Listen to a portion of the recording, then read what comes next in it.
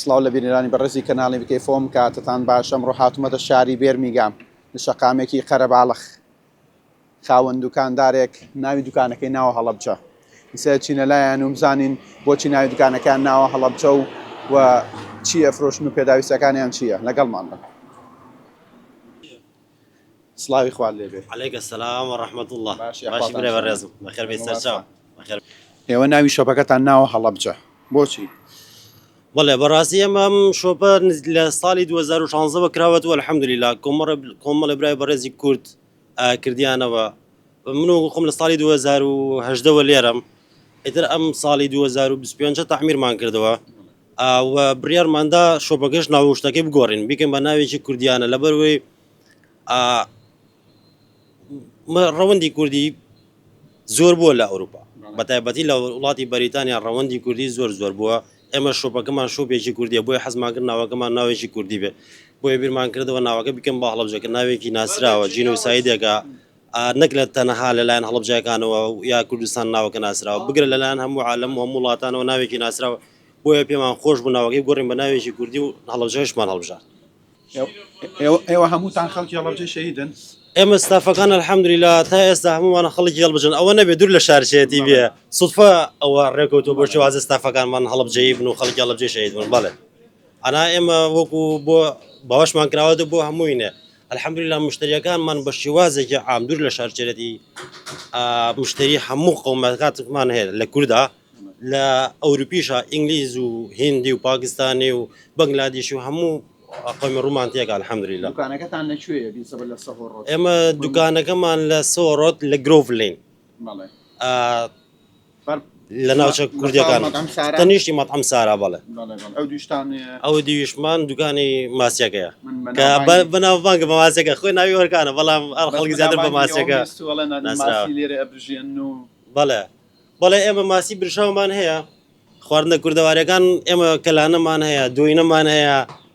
بۆ منتر عشای ناو دوکانەکە هەرمووی لەم سەر بۆ سەر بڕۆی بگەڕی شتێکی ئەوروپیدا نابین هەرمووی عشای کوردیە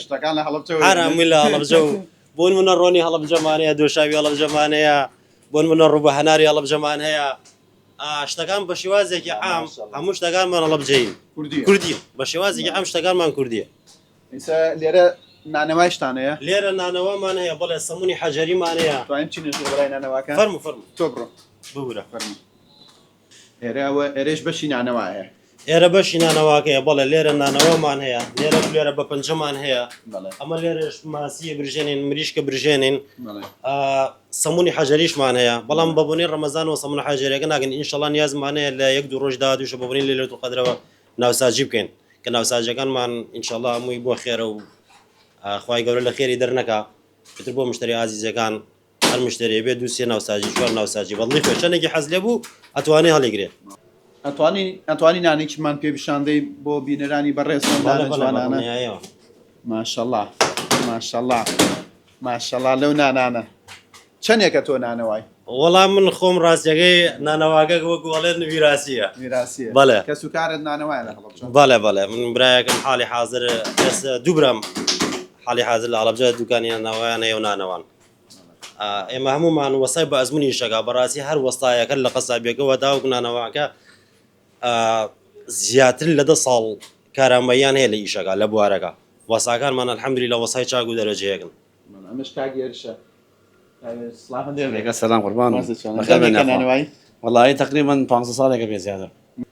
اینجا ئێمە گرنگترین شت لە ئیشەکەمانە بەڕاستی پاک و تەمیزی و حەڵاڵیە یەکەم شت حەڵاڵی ئیشەکەمانە الحەمدولیلا کە ئێمە لەوانەیە لە ئاتمین ئەم دوکانەمان کردبێتەوە لەگەڵ کاکێرشا ئامانجمانەوە نەبوو پارە پێیاکەین ئامانجمان ئەوە بۆ خزمەتی ڕەوەندی کوردی بکەین وە مشتریەکانیشمان دەرخەری ئەو ڕاستیان بۆ نمونە هەر مشتریەکەیەتە ئەم دوکانەوە وا هەستەکە بۆ دوکانی خۆیە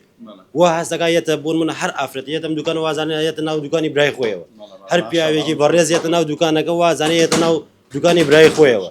هەر هەمووی بێجیاوازی لە هەموو یانی ئێمە الحەمدولیلا دوور لە شارچەتی ئەوە سوتفە ستافەکانمان بوون منە هەڵمووە هەڵەبجەین ئەنا بێجیاوازی خەڵکی هەموو شارەکان بە شێوازێکی زۆر جوان بە شێوازێکی زۆر ڕێک و پێک زۆر ڕێز و احتراممانەیە بۆ مشتریەکانمان کە هەر هەمویان وەکو برای خۆیان سیرمانەکەن کە ئێنە لامان و پشگیریمانەکەن و ئێمەش هیچ ئامانجێکی پارەپیاکردمە الحەمدولیلا ئیسفادەیە ناڵم ئیسفادەی نییە هەموو هەرتوەر بزنسی هەر کاری بیکەی لە دنیا هەوڵی ماندووبوونەکەی خۆی گەورە ڕستەیە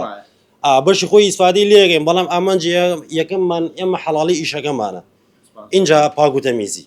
بەرخادری مشتری عزیزەکانمان کە پێیان خۆش بوو یەنە دوکانەکەەوە هەموو شتێکی لێبێ بەڵێ وەکو شوپێکی ئەو وابێ کە بێت هەموو پێداویستەکانی دابین کە بۆیە بڕیارماندا بەشی قەسابیەکەشی بۆ بکەینەوە ئەلحەمدولیلا شتەکانیشمان هەمووی فرێش و هەمووی پاک و تەمیز و حەڵاڵە دەستان خۆش بێم کەرەوز و تەڕەتیزە و تورانە ژوانی کوردەوارێت بەڵێ بەڵێ ئەوانش هەمووی عەشای کوردەواریە بێگمان ئێمە ئەو پەڕی هەوڵەیەن کە باشترین شتەکان و باشترین خزمەتگوزاریەکان پێشکەش بە مشتری عزیزەکانمان بکەین دەستان خۆش بێ و وای گەور ڕسقی بێویتان باو لە کۆتایی ئەمە شتێکمان بیرچوو بێگەرەوە شتێکتانمان بێ لێرەوە بەخێرهاتنتانەکەم بەخێر بن سەر چاو عەزیەتان کێشە ئەرکتان کێشە بۆم بەسەرکردنەوەی زۆر سپاستانەکەین وەکو پاش 37 ساڵ تێپەڕبوون بەسەر یادی چیمەبەرانی هەڵەبجەی شەهیدا ئێستاش خەڵکی هەڵەبجە بریندارە هیوادارم حکوومەتی هەرێمی کوردستان ئاورێک لە ئاوڕێکی جددی لە خەڵکی هەڵەبجە و هەڵەبجەیەکەم داتەوە بە تایبەتی نەخۆشەکانمان ناڵێن با خەڵکی هەڵەبجە بۆن مۆنا بیانبان بۆ ئەوروپا و گەشت و سەفر و سیاحیان پێ بکەین با نەخۆشەکانمان چارەسەرکەن ئێستاش نەخۆشمانێ من دایکی خۆم ئێستاش برینداری چەکی کیمایە تا ئێستا چارەسەر نەکراوە یعنی نەک هەر ئەو یعنی هەیە زۆر وەزعی خراپە زۆر وەزعی نالەبارە تا ئێستا هەر ئەناڵێنێت و هیچ لەلایەن هیچ دەستگایەک و ڕێکخراوێک و هیچ حکومەتی کوردیەوە ئاوڕێکی لێ نراوەتی هیوادارین پارێزگا بوو بە پارێزگابوونی هەڵەبجەش کە ئەوە چوەتە بواری جێبەجێکردنەوە لە ناو حکومەتی کوردیا ئەوەش کاری لەسەر بکەن و ئینشاءڵڵا لە حکومەتی عێراق شادانی پیا بنرێت و بێتە نۆزدەمین پارێزگای عێراق زۆر سپاس دەکەم بەخێر هاتن سپاس بۆ بینەریتان خواتان لەگەڵ BK4 ستایلی نوێ بەرنامەی جوان خزمەتی باش دەنگ و ڕەنگی کوردانی تاراوگە